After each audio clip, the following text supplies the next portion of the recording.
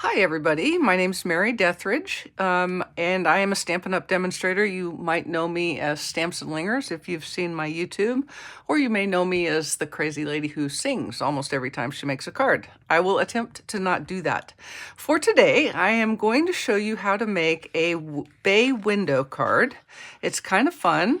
It opens like so, and it'll fold down flat, and it will go in a normal A2, which is a medium envelope. But when your recipient gets it, they can just tuck that little tab in, and you can see the shape that it makes. So it looks like a bay window. All right, it's super, super easy. This one's a Halloween theme, but obviously you can decorate it however you like. So let's get started. What we're going to do is start with a piece of 4 1/4 by 11-inch cardstock. This happens to be pumpkin pie. And I'm going to use a score tool. You can use whatever kind you like. This happens to be Stampin' Up! And along the long side, I am going to score at 1/4 inch, 1 1/2 inch, 3 1/4 inch, 4 1/2, and then again at 5 1/2. All right, so that was 1/4, 1 1/2, 3 1/4, 4 1/2, and 5 1/2. And then that's all we're going to need our score tool for. When you get ready to fold this, you're going to fold all of the first 1, 2, 3, 4 folds in the same direction, and then this little 1/4 inch fold goes the opposite direction. It is actually the tab here. Okay, so you can see everything folds the same direction, and then this one pops the other way so that you can tuck it under the end panel. So let's go ahead and do that. We'll just start here, and when you're making fun folds, it's really, even more important than perhaps usually, it's important that you make sure that your folds are straight. So remember, it's just cardstock. You might get a crooked score when you do your score lines, so take the time to straighten everything up, all right? So we'll just go along and score or fold each of those score lines, give it a little burnish. You can see that was starting to get a little crookedy there. So I'm fixing it. Fix it early, so you don't have to have a problem later. All right, and here's the last one that's going this direction, like so. And then this one, just take your time with it. You want to go the other direction, okay? So everything so far, let's call those all mountain folds. Your final fold, we'll call it a valley, just so that you can see that it is opposite. And that wants to do its little weirdness. So take your time with this one. It's kind of persnickety because it's hard. It's always harder to fold a little bit of fold than it is to fold a bigger bit of fold. Okay, but there you can see that is actually, well, I folded it the wrong direction. After all of that talk, I folded it the wrong direction. Okay, we'll go the other way. Don't be like me. Do it the right way the first time. Okay, so now you can see it's going to go like this. All right, now if any of you have ever made a book fold, this little part will look very familiar. What you're going to do is on this very first small panel, so you've got your large back and then your first small panel, you're just going to use some adhesive. And my favorite is liquid glue. It gives you a little bit of wiggle room, gives you a little extra time, and it just holds like crazy.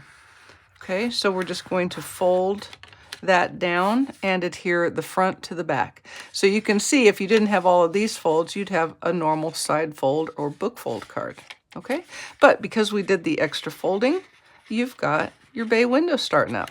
Okay, so let me just pull some things. I've done a little bit of adhering to get started because I know y'all know how to adhere stuff, so I'm not going to make you see all of that. This one goes on the end. You can tell because it has a piece, a panel that is the same color as my back, as my card base, okay? So you can see that's just going to kind of disappear. And that actually is the panel that is your, you might even call it like an easel stop. It's very much like an easel stop. It's popped up on dimensionals, and it holds your bay window in place, okay? So everything else is just going to be adhered with liquid glue. Little tip, if you're using a designer paper, this happens to be the new Them Bones DSP from the new mini catalog from Stampin' Up. If you have a directional design like this one, try to think that through as you glue it down I'm not going to say I've ever glued something down upside down, but I totally have. But I like bats that fly upright, my personal self. So we're just going to go ahead and do all of these panels with some more liquid glue. Aren't you glad I pre-matted everything? I've got one of my favorite color combos here. I have pumpkin pie for the back, and then all of my mats are Cajun Craze, and those match perfectly with the colors in my DSP. These are great cards. They're super easy, but they don't always look like they're super easy, so that makes it really fun for your recipients because they think you are a rock star.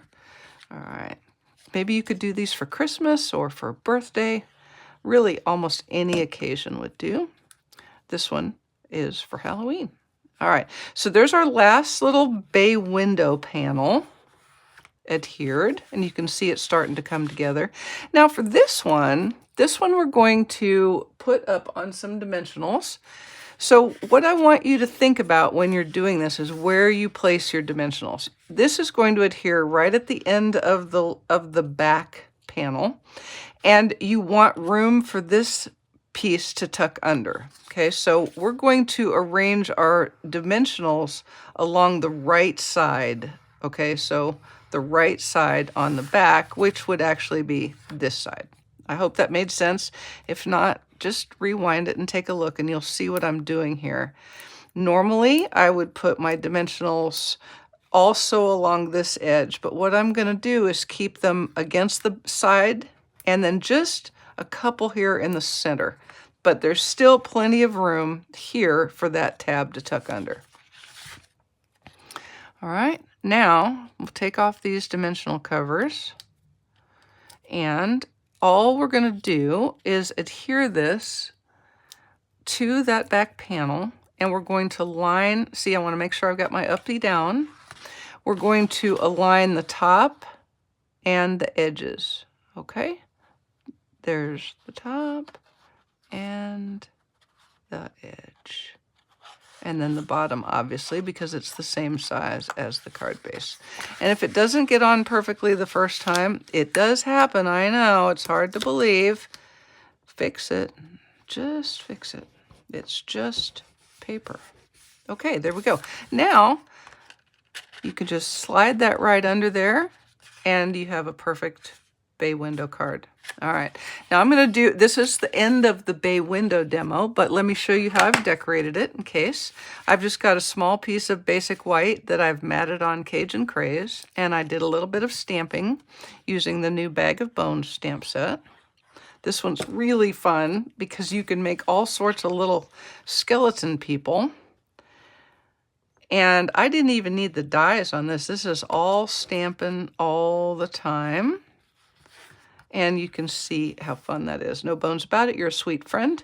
Now, for the front, here is what I used. I used my new deckled circles. And the only thing you need to pay attention to is you don't want whatever decoration you use to extend much past about the edge of these two panels, okay?